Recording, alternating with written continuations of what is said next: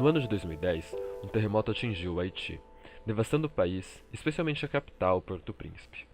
Este fenômeno natural foi responsável pela morte de mais de 150 mil pessoas e forçou mais de 300 mil haitianos a se deslocarem. O país, que já vivia em uma situação de caos social e econômico, teve sua situação agravada após o desastre, diante da falência da máquina pública. Em outubro do mesmo ano, uma epidemia de cólera assolou o país, levando mais de 3 mil pessoas à morte, não deixando outra alternativa senão a migração para muitos haitianos. Localizado no Mar do Caribe, o Haiti é o país mais pobre das Américas, tendo um dos piores índices de desenvolvimento do mundo. Dependente internacionalmente, ele tem sido vítima do interesse de instituições financeiras internacionais, de facções políticas internas e de diversos conflitos, estando assim sujeito a intervenções diplomáticas que têm apenas reforçado a situação de dependência do país. A MINUSTAH, Missão das Nações Unidas para a Estabilização do Haiti, foi a principal intervenção que o país recebeu nos últimos anos. Sob a liderança brasileira, ela aparece como um dos principais motivos para a escolha do Brasil como destino dos haitianos que tentam sair do país. Passou o terremoto e nós ouvimos falar que o Brasil estava ajudando os haitianos, né? O povo haitiano. Eu disse que eu vou pro Brasil então.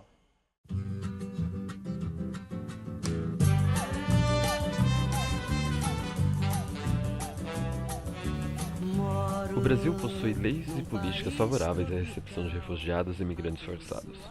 Todavia, isso não impede que tais grupos esbarrem em dificuldades e impasses quanto à sua socialização quando chegam ao país, sendo vítimas de discriminação e xenofobia por diversos motivos.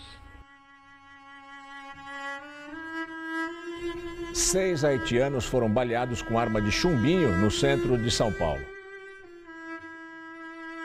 Um haitiano foi morto no fim de semana por cerca de 10 homens. Se levantam, um vem com uma garrafa na mão, inclusive, e começa a agressão.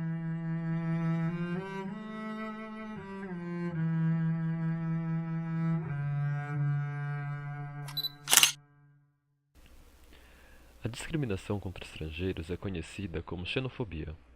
Tal conceito pode ser entendido como um fenômeno social que se caracteriza pela aversão e pelo temor excessivo do outro enquanto representação do diferente. Ela é reconhecida a partir de atos discriminatórios de diferentes ordens. Não havendo aceitação da identidade do outro, o tratamento hostil concretiza-se na tentativa de obrigar a vítima a assimilar a cultura e os costumes do coletivo em questão, ou até mesmo a renunciar totalmente suas manifestações de individualidade. No Brasil, a xenofobia parece estar fortemente atrelada à dimensão étnico-racial. Os ideais regionistas que fundamentam o mito da democracia racial no país ainda influenciam a sociedade, fazendo que o racismo se manifeste muitas vezes de forma velada. Essa sutileza torna difícil a percepção para os imigrantes, que não sabem dizer se a discriminação é por conta da cor de sua pele, por sua nacionalidade ou uma junção das duas coisas. Para um haitiano que chega ao Brasil, ser haitiano é sinônimo de ser preto.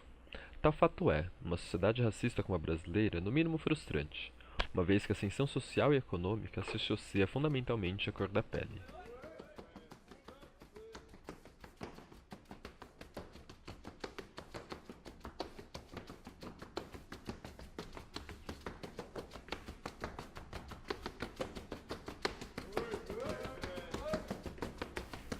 Em 2016, a Universidade Federal de Minas Gerais realizou uma pesquisa sobre a inserção de haitianos no mercado de trabalho da cidade de Belo Horizonte.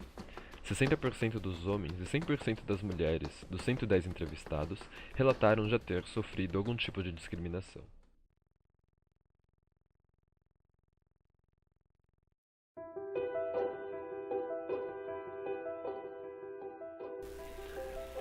A pós-modernidade tem diversas significações.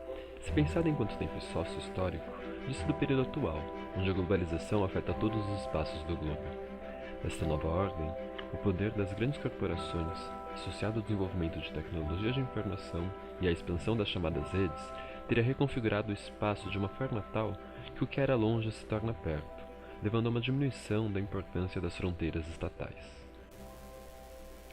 Se de um lado a era pós-moderna revela a possibilidade de um mundo onde as fronteiras já não tenham o mesmo peso do passado, por outro, ela se mostra incapaz de realizar as promessas de constituição de um mundo multicultural, fato que pode ser identificado na ascensão de determinados tipos de discursos excludentes e xenófobos que reivindicam o espaço nacional como exclusivo de um único grupo. O discurso vigente é construído de uma forma tal que o imigrante é apresentado quase sempre como uma ameaça. Contra os trabalhadores do país, quando se diz que estes buscam apenas roubar os empregos existentes. Contra a cultura, quando se diz que suas tradições contrariam os valores da sociedade. Contra a segurança, quando se diz que são violentos e que promovem roubos e ataques à população. Contra o interesse nacional, enfim, quando se constrói a ideia que os imigrantes podem acabar com o país. Neste cenário pós-moderno, a xenofobia aparece como um discurso que se constrói a partir do não reconhecimento do outro enquanto sujeito. Isso coloca o imigrante como alguém indesejável e que, na condição de excluído, pode ser apenas vítima da história. Um dos principais problemas relacionados com a questão da imigração haitiana no Brasil parece ser precisamente o da xenofobia. Com o exposto até aqui, é possível dizer que a discriminação contra os imigrantes haitianos é uma manifestação deste tipo de discurso. Neste contexto, o discurso estatal brasileiro de promoção de políticas de igualdade e incentivo à imigração aparece como falacioso para os imigrantes. A mudança de país, que se apresenta como salvação, apenas precede a discriminação. É difícil acreditar que os imigrantes haitianos estejam satisfeitos com a sistemática veiculação de imagens negativas referentes ao seu país de origem. A recorrente afirmação de que todos os países do mundo possuem seus aspectos positivos e negativos parece não valer quando se trata do Haiti.